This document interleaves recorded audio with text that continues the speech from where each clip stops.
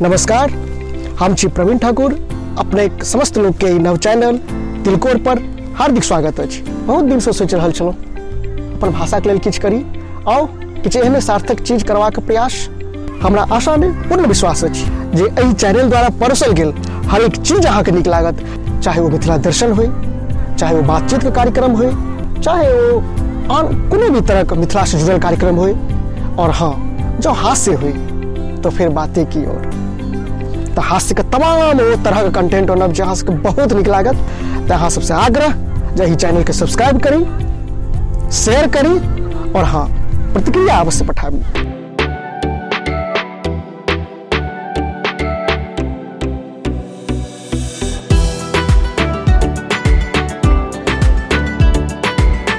Base तो समय छे रंगक, समय छे फगुआ के, समय छे होली के।